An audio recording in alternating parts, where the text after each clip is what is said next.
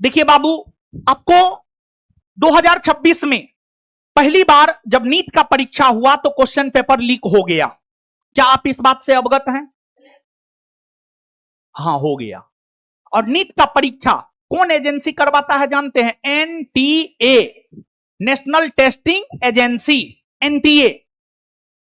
जैसे आपका बिहार दरोगा का परीक्षा बीपीएसएससी बोर्ड करवाता है, बीपीएससी का परीक्षा बीपीएससी करवाता है, फिर बिहार पुलिस का परीक्षा सीएसबीसी बोर्ड करवाता है, सीएसबीसी बोर्ड करवाता है।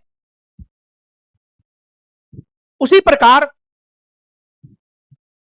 नीट का परीक्षा एनटीए, नेशनल टेस्टिंग एजेंसी करवाता है। नीट का एग्जाम हुआ, क्वेश्चन पेपर वायरल हो गया, सरकार के संज्ञान में यह बात आया, सरकार ने नीट के पेपर को कैंसिल कर दिया। फिर सरकार ने तत्परता दिखाते हुए फिर से नीट का परीक्षा कंडक्ट करवाया और फिर रिजल्ट दिया और अब आगे की प्रक्रिया चल रही है। लेकिन 2026 में जब पहली बार नीट का परीक्षा हुआ, जिसका क्वेश्चन पेपर लीक हो गया था, उसको लेकर छात्र बहुत सदमा में आ गए थे। और छात्र इतने सदमा में आ गए थे कि 20 से अधिक छात्रों ने सुसाइड कर लिया, आत्महत्या कर लिया।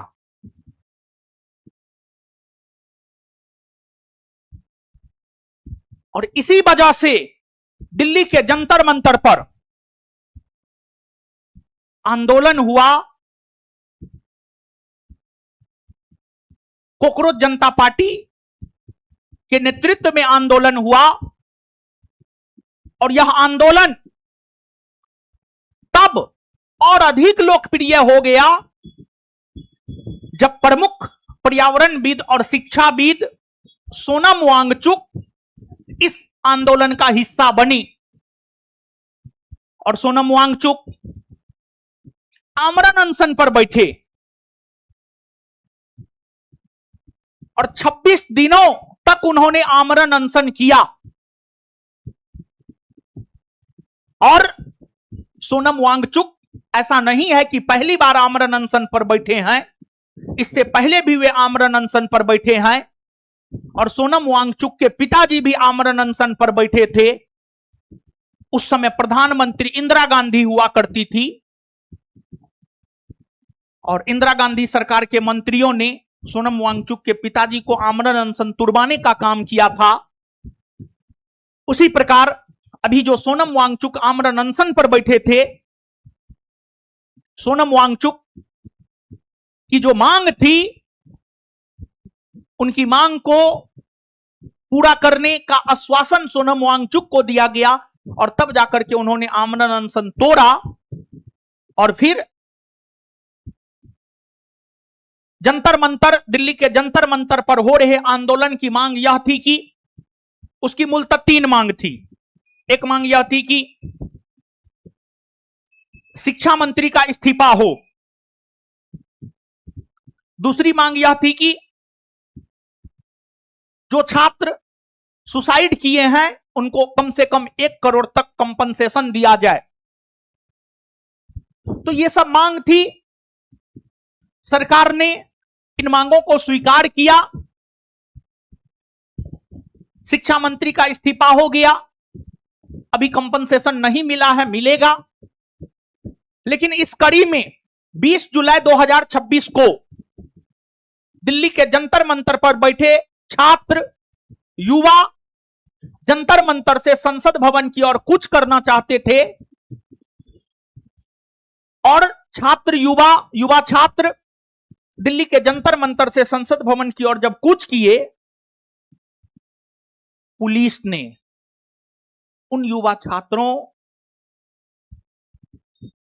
का दमन क्रूरतापूर्वक किया। पैलेट गन तक चले हैं, जो कि न्यूज में आ रहा है।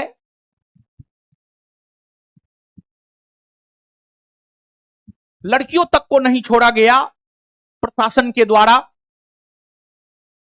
और दिल्ली के जंतर मंतर का आंदोलन धीरे धीरे देशव्यापी होने लगा था और उसका एक प्रमुख केंद्र अपना बिहार भी बना था, जहां वाटर कैनन को युवा छात्र वाटर पार्क ही बना दिया। मतलब बिहार का अपना अलगे इतिहास है। तो सरकार को लगा कि नहीं, किसी भी परीक्षा में जो क्वेश्चन पेपर लीक होता है उससे हमारे देश के युवा बर्बाद हो रहे हैं, तो फिर उसी को लेकर के जो है एंटी पेपर बिल 2026 लाया गया, जिसे संसद से पास कर दिया गया है। अब राष्ट्रपति के पास गया है और राष्ट्रपति तो मंजूरी देंगे ही, और जब राष्ट्रपति मंजूरी दे देंगे तब यह कानून बन जाएगा। तो अब जो ये एंटी पेपर लीक विधेयक 2026 है, इसके प्रमुख प्रावधान क्या है, इन तमाम बातों की चर्चा हम आपके साथ यहां पर करेंगे। तो यहां पर एंटी पेपर लीक विधेयक 2026 हम आपको समझाने का प्रयास कर रहे थे कि आखिरकार एंटी पेपर लीक विधेयक 2026 क्या है। कुछ भी समझे उमझे हैं? समझे हैं? और दिल्ली के जंतर मंतर पर आंदोलन के दौरान जो है बहुत युवाओं ने देश के प्रधानमंत्री माननीय मोदी जी को जो है अपशब्द कहा। मोदी जी कल जो है वीडियो बना करके माफ कर दिए कि हम सबको माफ करते हैं, और मोदी जी अभी उस अवस्था में है, उनको माफ करना भी चाहिए। ठीक है, उनका अपना बच्चा न है, लेकिन पूरे देश के युवा तो उनके बच्चे जैसे ही हैं, प्रधानमंत्री हैं, अभी तो हम लोग का माय बाप वही हैं, तो माफ कर दिए हैं बड़ा दिल दिखाते हुए। इसके लिए देश के सभी युवाओं को मोदी जी का धन्यवाद करना चाहिए हृदय से, समझे ना।